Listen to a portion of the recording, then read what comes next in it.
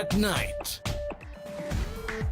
අයිබෝන් එක්වන අදත් දවසේ පුවත් සම්පින්ඩනය නිවස් at night සමගින්. සූදානම් අදත් ගෙවුණු පැය 24 උණුසුම් කළ වැදගත් සිදුවීම් පිළිබඳව ඔබව දැනුවත් කරන්න.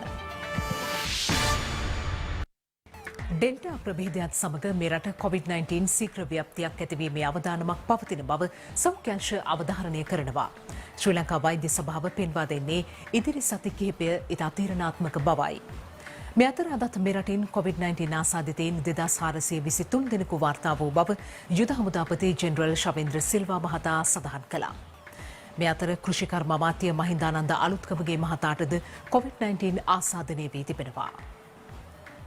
COVID-19 ආසාදිතයන් වාර්තාවීම යළි වර්ධනයක් පෙන්නුම් කරමින් ඊයේ දිනේදීත් COVID-19 ආසාදිතයන් 2420 දෙනෙකු වාර්තා වුණා. මේ ඩෙල්ටා වේරියන්ට් එකේ ඉතාමත්ම තද බෝවන ගතිය නිසා අපි හිතනවා මේක ඉතාමත්ම වේගයෙන් මේ රෝගය දැන් පැතිරෙනවා කියලා. විශේෂයෙන්ම බස්නාහිර පළාතේ රෝගීන් ඉතාමත්ම සුලභව ඉන්නවා. රෝහල් පද්ධතියට දරන්න බැරි තරමටම රෝගීන් ලැබිලා තියෙන්නේ දැනටම. අපි කරන සීමිත PCR ප්‍රමාණය මත තමයි අපිට මේ රෝග මේ වගේ පේන්නේ. අපේ සමාජයේ ඒ වගේ පස් ගුණයකටත් වඩා රෝගීන් ගොඩක් ඉන්නවා. ඩෙල්ටා ප්‍රභේදයෙන් වැඩියෙන් රෝගය පැතිරෙන නිසා වැඩි රෝගීන් සංඛ්‍යාවකුත් වැඩි සංකූලතා ඇතිවන සංඛ්‍යාවකුත් වැඩි මරණ සංඛ්‍යාවකුත් ඇතිවීමට බොහෝ ඉඩකඩ තියෙනවා. දැනටමත් අපිට පේනවා රෝගීන් හමුවන සංඛ්‍යාව සතියකට පෙර තිබුණාට වඩා වැඩිවීමක් අනිවාර්යයෙන්ම දකින්න ලැබෙනවා. මේක තීරණාත්මක කාල සීමාවක් නිසාම තමයි අපිට මේ කටයුත්ත කරගෙන යෑමේදී සියලු දෙනාගේම සහාය අවශ්‍ය වන්නේ.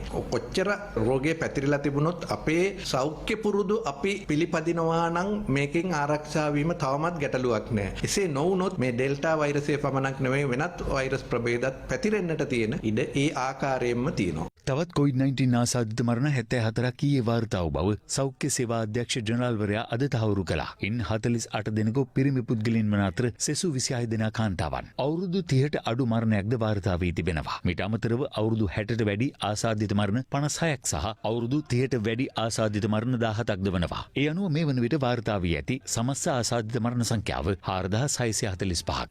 COVID-19 මර්ධන එන්නත් කරන වැඩපිළිවෙල අදත් දෙවෙනි ප්‍රදේශ කිහිපයකදීම සිදු කෙරුණා. AstraZeneca එන්නතේ දෙවන මාත්‍රාව ලබා දීම සඳහා ශ්‍රී ලංකා යුද හමුදාව ඇතුළු ත්‍රිවිධ හමුදාව මගින්ද මධ්‍යස්ථාන කිහිපයක්ම පවත්වාගෙන ගිය අතර කොළඹ විහාරමහාදේවී එලිමාන් රංගපීඨයේද මධ්‍යස්ථානයක් ක්‍රියාත්මකයි. පැය 24 පුරාම එම එන්නත් මධ්‍යස්ථානයේ ක්‍රියාත්මක වනවා. මෙම එන්නත් මධ්‍යස්ථානයේ නිරීක්ෂණය කිරීම සඳහා ජනාධිපති ගෝඨාභය රාජපක්ෂ මහතාද ඊයේ රාත්‍රියේ පැමිණියා. ඊට යුද හමුදාපති ජෙනරල් ශවේන්ද්‍ර සිල්වා මහතා ඇතුළු පිරිසක් එක්ව සිටියා. මේ අතර යුද හමුදාව මගින් ක්‍රියාත්මක බත්තර මුල්ල දියත උයන එන්නත් කරන මධ්‍යස්ථානයේද පැය 24 පුරා ක්‍රියාත්මකයි. ගුරු විදුහල්පති වැටුප් විෂමතා ඇතුළු ඉල්ලීම් සඳහා කඩිනම් විසඳුම් නොලැබීම හමුවේ සිය වෘත්තීය ක්‍රියාමාර්ග දැඩි කරමින් මහනුවර සිට කොළඹ දක්වා රථ පෙළපාලියක් හෙට ආරම්භ කරන බව ගුරු වෘත්තීය සමිති සංගම් අවධාරණය කරනවා. කෙසේ වෙතත් නිරෝධායන නීති සහ සෞඛ්‍ය මාර්ගෝපදේශ නොතකා සිදු කරන මෙවැනි විරෝධතා සාමාන්‍ය ජනතාවගේ දැඩි විවේචනයට ලක්වනවා. මේ අතර කොතලාවල ආරක්ෂක විශ්වවිද්‍යාල පනත් කෙටුම්පතට එරෙහිව පාර්ලිමේන්තු පිවිසුම අභියස පැවති විරෝධතාවේදී පොලිසිය සහ විරෝධතාකරුවන් අතර උණුසුම් තත්ත්වයක් ඇති වුණා. කොතලාවල ආරක්ෂක විශ්වවිද්‍යාල පනත් කෙටුම්පතට එරෙහිව සහ ගුරු විදුහල්පති වැටුප් විෂමතා ඇතුළු ඉල්ලීම් කිහිපයක් මුල් කරගෙන කොළඹ ඇතුළු ප්‍රදේශ රැසකම මේ වන විට විරෝධතා රැලි සහ පාගමන් පැවැත්වෙනවා. එවැනි විරෝධතා පාගමනක් රාජගිරිය ආයුර්වේද වටරෝමේ සිට බත්තරමුල්ල දෙසට ගමන් කරනු ලැබුවා.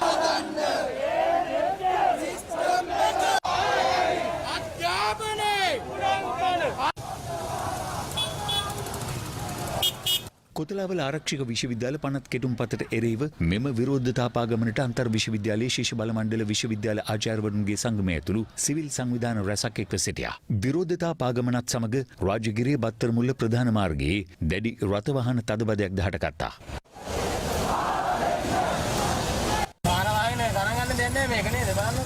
ලොකු වැඩක් අදසින් එන මිනිස්සුන්ට එන්නත් බෑ.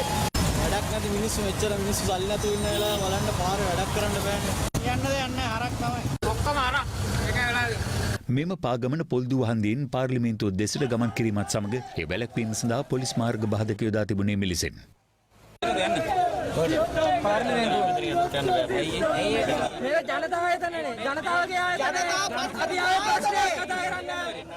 කෙසේ වෙතත් එය නොතකා විරෝධතා කරවන් මාර්ග බාධක බිඳ ඉදිරියට ගමන් කිරීමට යමත් සමග උණුසුම් තත්වයක් ඇති වුණා.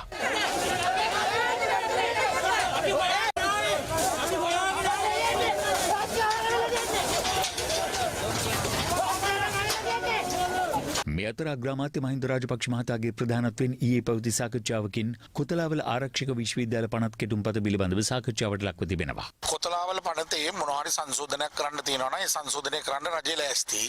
තමන්ගේ දරුවෝ පිටරටවල වලට ඇවිල්ලා තමන්ගේ ගේ දොර කන කර උගස් තියලා එහෙම උගන්නන අයට තියෙන එකම විකල්පයක් තමයි මේ කොතලාවල විශ්වවිද්‍යාලය. විශ්වවිද්‍යාල ප්‍රතිපාදන කොමිෂන් සභාවත් එක්කලා අනුගත වෙන විශ්වවිද්‍යාල බවට පත් කිරීම තමයි අපේ පනතත් එක තියෙන අපේ අරමුණ. හිටපු අමාත්‍ය රිෂාඩ් බදියුදීන් මහතාගේ නිවසේදී පිලිස්සීමිය ගිය 16 හැවිරිදි දැරිය නවාතැන්ගෙන සිටි කාමරයේ බිත්තියක දෙමළ අදහසක් ඇතිව ඉංග්‍රීසියෙන් ලියා තිබූ වැකියක් සම්බන්ධයෙන් විමර්ශන කණ්ඩායම් පරීක්ෂණ ආරම්භ කර තිබෙනවා.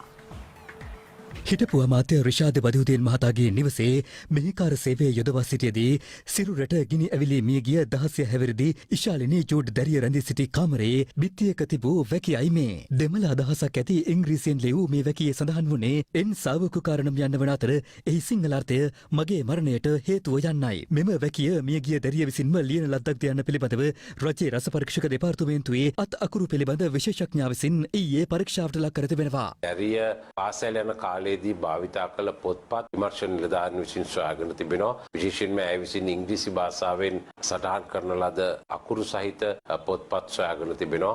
ඒ අනුව මෙම වැකිය ඇය විසින්ම ලියන ලද්දක්දැයි සනාථ කර ගැනීම සඳහා එම පොත්පත් සමග අදාළ ස්ථානයේ ඡායාරූපත් දෙපාර්තමේන්තුවේ විශේෂඥයින් විසින් ලබාගත් නිදර්ශකත් සමග ගැළපෙන්නේ දැයි පරීක්ෂා කිරීමට රස පරීක්ෂක දෙපාර්තමේන්තුව වෙත යැවීමට නියමිතව තිබෙනවා.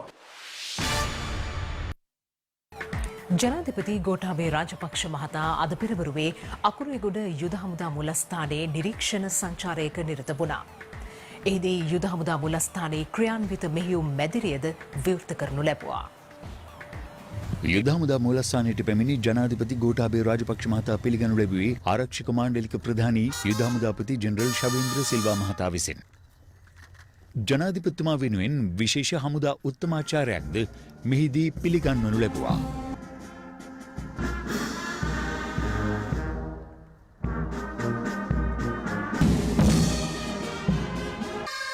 මේජර් ජනරල් නිශාන්ත මානගේ මහතා ගුවන් සංග්‍රාමික බලසේනාවේ ඉදිරි සැලසුම් පැහැදිලි කළ අතර එම තොරතුරු ඇතුළත් ග්‍රන්ථය සහ ජනාධිපතිතුමාගේ චාරිකාව සනිටුවන් කරමින් සමරු තිලින ප්‍රදානයක්ද හමුදාපතිතුමා විසින් මෙහිදී සිදු කළා.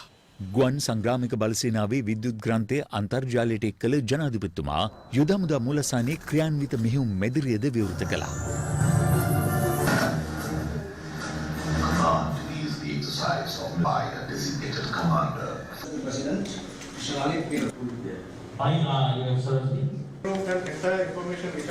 කෞතුකාගාරය ඇතුළු යුද හමුදා මූලස්ථාන පරිශ්‍රයේ ස්ථාන රැසක් ජනාධිපතිතුමාගේ නිරීක්ෂණයට ලක් වුණා.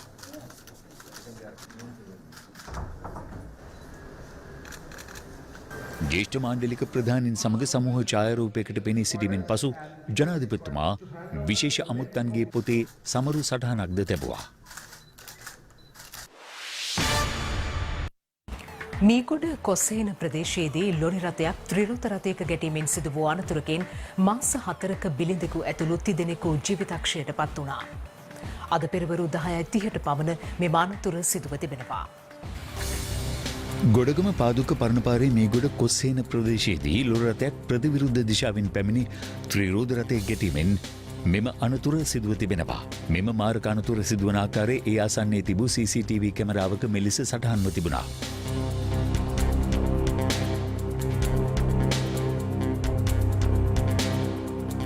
වැසි සහිත අවස්ථාවක ඉතා වේගෙන් ධාවනය කළ ලොරි රථය මාර්ගයෙන් ඉවතට පැන ත්‍රිරෝද රථයේ ගැටීමෙන් සිදු මෙම අනතුරින් බරපතල තුවාල ලබා සිටි මාස 4ක බිලිඳා සහ තවත් දෙදෙනෙකු පාදුක්ක දිසාරෝහලට ඇතුළත් කිරීමෙන් පසු කළුබෝවිල මහරෝහලට මාරු කර යවුණු අවස්ථාවේ බිලිඳා මෙන්ම තුවාල ලැබූ දෙදෙනෙක් මිය ගොස් ඇති බව පොලිසිය ප්‍රකාශ කළා. ඔවුන් වටරැක සෝමරතන මාවතේ පදිංචිකරුවන් පිරිසක්. ත්‍රිරෝද රථයේ රියදුරු සහ තවත් කාන්තාවක් මෙසේ මරණයට පත්ව ඇති අතර මියගිය බිලිඳාගේ මවද බරපතල තත්ත්වෙන් ප්‍රතිකාර ලබන බව පොලිසිය පවසනවා. පනාගොඩ බෝධිරාජාරාම විහාරස්ථානයේ පිහිටි එන්නත් කරන මධ්‍යස්ථානයේ වෙත යමින් සිටියේදී මෙම අනතුර සිදුව තිබෙන්නේ. අනතුරට සම්බන්ධ ලොර් රථයේ රියදුරා මීගොඩ පොලිසිය විසින් අත්අඩංගුවට ගෙන ඇති අතර වැඩිදුර පරීක්ෂණ සිදු කරනවා. තවත් පුවත් කිහිපයක් කෙටියෙන් ඔබ වෙත ගෙනීමටයි මේ සූදානම. මද්‍රව්‍ය භාවිත කර රථවාහන පදවන රියදුරන්ට එරෙහිව නීති ක්‍රියාත්මක කිරීම සඳහා නව තාක්ෂණික පහසුකම් හඳුන්වා දීමට පියවර ගන්නා බව මහජන ආරක්ෂක අමාත්‍ය රිය අද්මිරාල් සරත් වීරසේකර මහතා පවසනවා. ඒ මහතා කළුතර පොලිස් අභ්‍යාස විද්‍යාලයේ නිරීක්ෂණ චාරිකාවකට එක්වෙමින් වැඩිදුරටත් පැවසුවේ මාර්ග නීති උල්ලංඝනය කරන රියදුරන්ට දඩ මුදල් ගෙවීම සඳහා පහසු ක්‍රමවේදයක් හඳුන්වා දීමට කටයුතු කරමින් සිටින බවයි. මඩකලපො කුඹුරුමුල්ල ප්‍රදේශයේ පිහිටි වසර 30කට අධික කාලයක් යුදා මුදා කඳුරු පිහිටි ඉඩම් අක්කර 13ක භූමි ප්‍රදේශයක් එහි අයිතිකරුවන් වෙත යලි ලබා දීමේ උත්සවයක් නැගෙනහිර යුදා මුදාපති ආඥාපති මේජර් ජෙනරල් චන්න විජේසූරිය මහතාගේ ප්‍රධානත්වයෙන් පැවැත්වුණා. අභාවප්‍රාප්ත ප්‍රවීණ රංගන ශිල්පිනී හයිසින්ත් විජේරත්න මහත්මියගේ දේහය වත්තල මාබෝල පට්ටියාවත්ත ප්‍රදේශයේ පිහිටි ඇගේ නිවසට අද උදෑසන ගෙනෙනු ලැබුවා. නුවරඑළිය ප්‍රදේශයේ සිදු කළ රෝගත කිරීමකින් අනතුරුව කොළඹ බලා යලි පැමිණෙමින් සිටියේදී තලවකැලේ ලිඳුල ප්‍රදේශයේදී ඇය ගමන්ගත් වාහනයේ ප්‍රපාතයකට පෙරළී සිදු අනතුරින් ඇය ජීවිතක්ෂයට පත් වුණා. ඇය මිය යන විට 75 වන වියේ පසු වුණා. හයිසින්ත් විජේරත්න මහත්මියගේ අවසන් කටයුතු හෙට පස්වරු 5ට මාබෝල ආරෝගී මාතා දේවස්ථානයේදී සිදු කිරීමට නියමිතයි. සමුගන්නවා ඔබට සුබ රාත්‍රියක්.